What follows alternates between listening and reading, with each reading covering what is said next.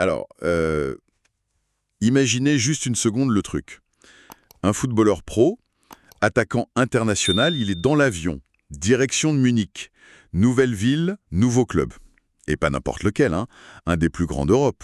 Le contrat, il est prêt, tout semble, voilà, sur les rails, et paf. En plein vol, on lui dit non, demi-tour, Londres. C'est plus qu'un contretemps, là. C'est un vrai coup de théâtre, comme on en voit très rarement dans le foot. Bienvenue dans notre exploration des sources du jour. Aujourd'hui, on se penche sur ce retournement de situation, mais complètement fou. Ça concerne le transfert de Nicolas Jackson, l'attaquant sénégalais de Chelsea. Il était en route pour le Bayern Munich et, bah non. C'est ça, un revirement assez spectaculaire. Notre base pour discuter de ça, c'est une info très courte, très factuelle. On l'a trouvée dans un petit article de presse. Et cet article, il cite comme source originale le média sportif The Athletic, qui est généralement très fiable. Donc on part de là. Oui, une source solide a priori pour ce genre d'informations mercato. Notre but aujourd'hui, c'est d'essayer de comprendre, aller un peu plus loin que l'anecdote, même si elle est incroyable, décortiquer un peu ce qui s'est passé, les raisons, les conséquences de cet incident assez unique sur le marché des transferts. Alors, allons-y. Qu'est-ce qui s'est passé au juste et qu'est-ce que ça nous dit? D'accord. Bon, reprenons les faits. Les faits bruts, comme rapporté. Nicolas Jackson, attaquant, Chelsea et international sénégalais.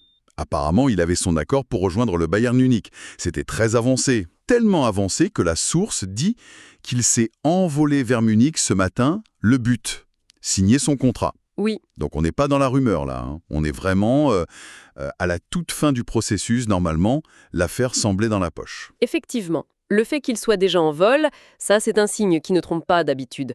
Dans le monde des transferts, ça veut dire quoi? Ça veut dire que, en gros, les clubs sont d'accord, les conditions personnelles avec le joueur aussi, très probablement. Il reste quoi? La visite médicale, la signature formelle.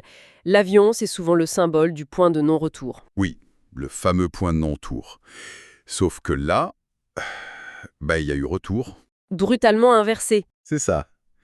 C'est là que l'histoire devient complètement dingue.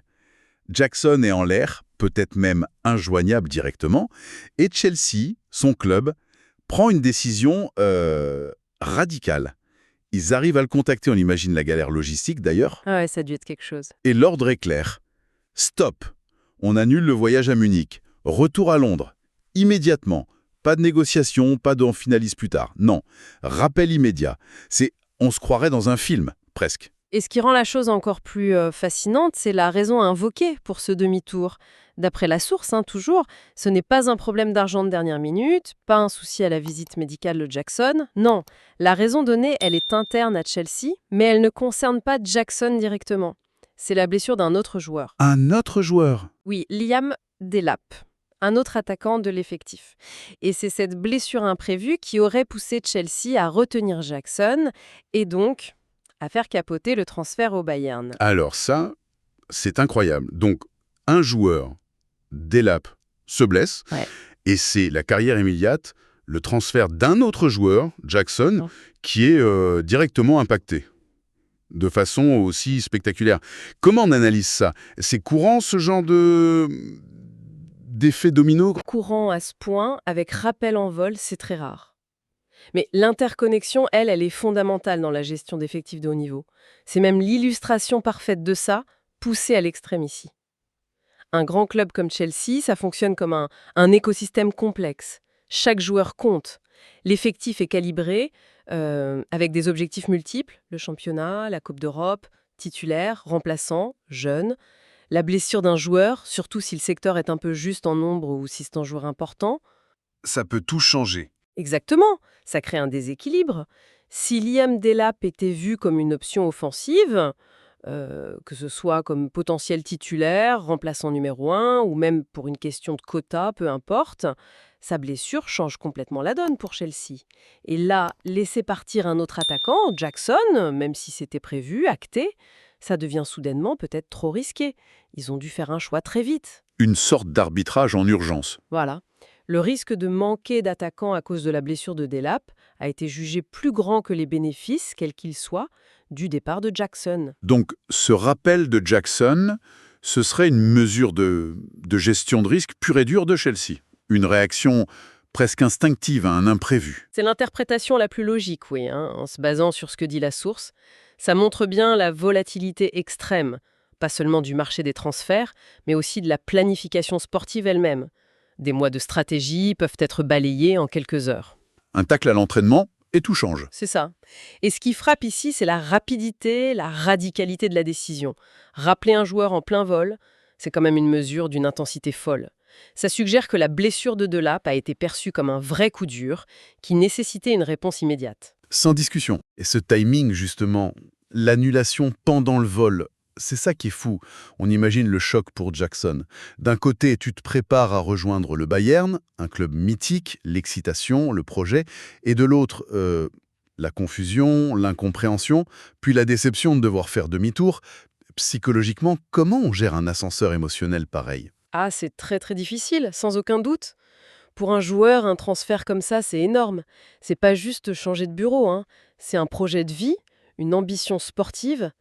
Passer de «je signe au Bayern demain» à «retour forcé à Londres en quelques heures et dans ces conditions», ça peut être hyper déstabilisant. Ça touche le moral, la confiance et même la relation avec le club qui te rappelle. Oui, comment tu te réintègres après ça? C'est vraiment la seule cause. Est-ce que ça ne révèle pas une certaine fragilité dans leur effectif offensif? Le fait qu'ils ne puissent pas se permettre de perdre un attaquant de plus, même un qui devait partir? C'est une lecture possible, oui. Ou alors, ça peut aussi vouloir dire que Jackson avait une importance particulière dans leur plan. Une importance peut-être sous-estimée, jusqu'à ce que cet imprévu, la blessure de Delap, survienne. Peut-être que son profil devenait indispensable soudainement. Ça pose aussi des questions sur la profondeur réelle de l'effectif ou sur la confiance envers les autres options. Difficile à dire sans plus d'infos. Très difficile. Mais le geste lui-même, rappeler Jackson, ça envoie un signal fort. Sa présence est devenue cruciale après la blessure de Delap. On peut aussi y voir une forme de pragmatisme extrême. Les plans ont changé, on s'adapte. Tant pis si c'est brutal. Et le troisième acteur dans cette histoire, le Bayern Munich. Eux, ils attendaient le joueur pour la signature. Comment un club de ce calibre réagit quand on lui annonce ça, si tard, pour une raison qui ne les concerne même pas directement? Pour le Bayern, c'est clair, c'est un énorme contretemps et probablement une source de frustration intense. Ils avaient sûrement mis du temps, de l'énergie, des ressources dans ce dossier Jackson. Son arrivée, elle répondait à un besoin identifié. Et là, tout tombe à l'eau. Voilà, à la dernière seconde, alors que le joueur est en route. C'est une perte de temps et ça peut déstabiliser toute leur fin de mercato sur ce poste. Le mercato, c'est une course. Est-ce qu'ils ont d'autres pistes? Est-ce qu'elles sont encore chaudes, disponibles, aussi intéressantes? Ça peut créer un effet domino chez eux aussi. Ça peut tendre les relations entre les clubs aussi, j'imagine. Potentiellement, oui, même si la raison invoquée, la blessure, c'est un peu un cas de force majeure interne à Chelsea.